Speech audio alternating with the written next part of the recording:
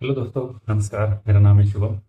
और आजकल एक ट्रेंडिंग टॉपिक चल रहा है सब जगह की सीईटी के एडमिशन्स।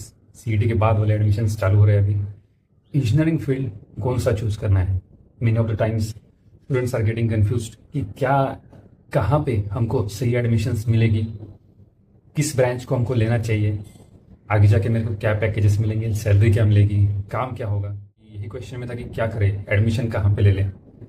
तो क्या हो रहा है कि एक दोस्त ने बोला मैकेनिकल अच्छा है, एक अंकल ने कहा मेरे को कि आईटी बहुत अच्छा है, आईटी अभी ग्रोथ में है, बहुत पैकेजेस मिल रहे हैं।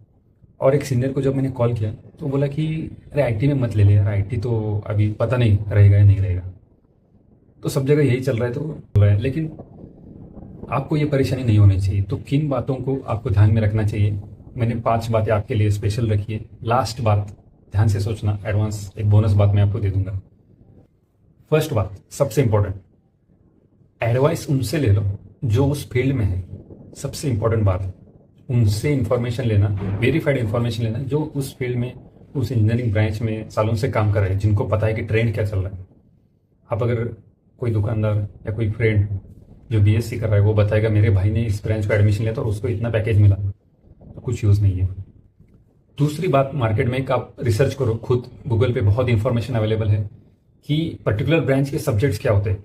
तब आपको पता चलेगा कि उसका सिलेबस क्या है। फॉर एग्जांपल मैं अगर लेता हूँ, मैकेनिकल का ब्रांच है, तो मैं जब गूगल पे सर्च करता हूँ what are the first engineering subject, first engineering के subject commonly for all branches same ही रहते हैं। तो फर्स्ट ईयर छोड़ के सेकंड थर्ड लास्ट ईयर के सब्जेक्ट्स देख लो, उसमें आपको पता चलेगा कि क्या स्टडी आपको करना होता है। और जो आप स्टडी करते मोर और लेस उसके रिलेटेड ही जॉब आपको मिलता है।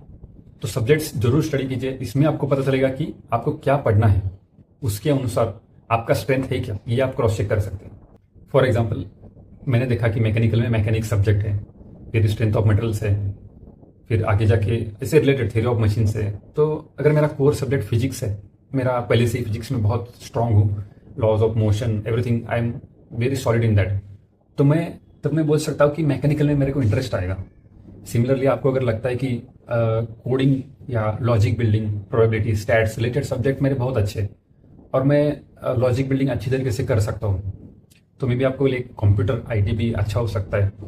या फिर आपको लगता है कि मेरा ड्राइंग सेंस, डिज़ाइन सेंस अच्छा है, कंस्ट्रक्शंस, आर्किटेक्चरल व्यूज मेरे को पसंद आते हैं, मेरा इमेजिनेशन पावर अच्छा है, साथ ही साथ आपका फिजिक्स भी अच्छा है, स्ट्रेंथ ऑफ कैलकुलेशंस अच्छा है, तो आप सिविल के लिए भी जा सकते हैं। या फिर आप सोचते हैं कि मेरा केमिस्ट्री बहुत स्ट्रांग है पहले से, मैं मेरे कुछ फॉर्मूले खुद से बनाना चाहता हूँ, आगे जाके रिसर्च में या लैब में टेस्टिंग के लिए भी काम करना चाहता हूँ, तो आपके लिए केमिकल भी अच्छा है। तो ये आपको पता चलेगा जब आप सिलेबस देखेंगे क्या पढ़ाते हैं उस ब्रांच में पर्टिकुलरली। तीसरा, आपको कॉलेज कौन सा मिल रहा है, ये भी इंपॉर्टेंट है। मैं बोलता हूँ कि अगर आपने 2-3 कॉलेजेस निकाले हैं और आपका फर्स्ट प्रेफरेंस था मे बी आईटी के लिए था, कंप्यूटर के लिए था, और कंप्यूटर का कट ऑफ तो हमेशा ज़्यादा ही होता है, तो कंप्यूटर में आपको टॉप कॉलेज नहीं मिल रहा है। बट अगर आपका सेकंड प्रेफरेंस कोई मैकेनिकल है या सिविल है और आपको वो टॉप कॉलेज में, अगर ये सेकंड प्रेफरेंस भी आपको मिल रहा है तो आपने लेना चाहिए। रीज़न इज, जब आपको अच्छा कॉलेज मिलता है तो ऑटोमेटिकली आपको प्रोफेसर भी अच्छे मिलते हैं, जो आपका गैदरिंग होता है स्टूडेंट्स वो भी अच्छे मिलते हैं, और ये आपका गारंटी ये भी देता है कि आपका प्लेसमेंट भी अच्छा होगा। तो ये भी एक ऑप्शन है कि आपको देखना चाहिए कि आपके मार्क्स के अकॉर्डिंग आपको किधर मिल रहा है। फोर्थ वन, जो आपको कोई बताएगा नहीं मोस्टली, कि इंजीनियर हमेशा इंजीनियरिंग ही नहीं करता। फॉर एग्जांपल हमेशा ही वो लोग कोडिंग ही नहीं करते, कुछ रोल्स ऐसे भी होते हैं जिसमें आप सेल्स भी करते हैं, परचेस भी करते हैं, लोगों के साथ डील करते हैं, मार्केटिंग भी करते हैं। तो ऐसा नहीं है कि आपको इंजीनियरिंग में जाके हमेशा जो ब्रांच का काम है इंजीनियरिंग वही करना है। आपका अगर स्किल सेट कम्युनिकेशन में है, मार्केटिंग में है, सेल्स में है, तो आप वो स्पेसिफिक जॉब रोल्स के लिए भी आप जा सकते हैं। पांचवा बहुत important, engineering field particularly decide करता है कि आपका आने वाला लाइफस्टाइल, आप कहाँ सेटल हो गए, ये भी डिसाइड करता है। फॉर एग्जांपल अगर मैं आईटी या कंप्यूटर ब्रांच चूज करता हूँ तो आप देखोगे आजकल जो ऑप्शन है हमको मोस्टली पुणे या फिर बेंगलोर या हैदराबाद, ये 3 सिटीज़ में रहेंगे, तो आपका काम या आगे का लाइफ यहाँ पे जाके ही सेटल होगा। Second, if I say civil, if I am taking, अगर सिविल की मैं बात करूँ तो सिविल में आपको ये एक फ्लेक्सिबिलिटी है कि आप आगे जाके कुछ साल के बाद आप खुद का भी बिजनेस कर सकते हैं, कंस्ट्रक्शन में जा सकते हैं, और उसके लिए आपको किसी सिटी में ही पर्टिकुलर जाने की जरूरत नहीं है। आप आपके गांव में रहकर भी या नियर बाई सिटी में रहकर भी कर सकते हैं। सिविल में और ये भी है कि आपको कंस्ट्रक्शन साइट पे जाके मोस्टली काम करना पड़ता है rather than sitting in the office, या फिर कभी आप दूर जाके भी काम करते हैं जब जहाँ पे कॉन्ट्रैक्टर का लोकेशन है। ये भी एक है। अगर आप मैकेनिकल चूज कर रहे हैं तो मोस्टली जॉब लोकेशंस मैकेनिकल के पुणे भी एक बहुत बड़ा हब है।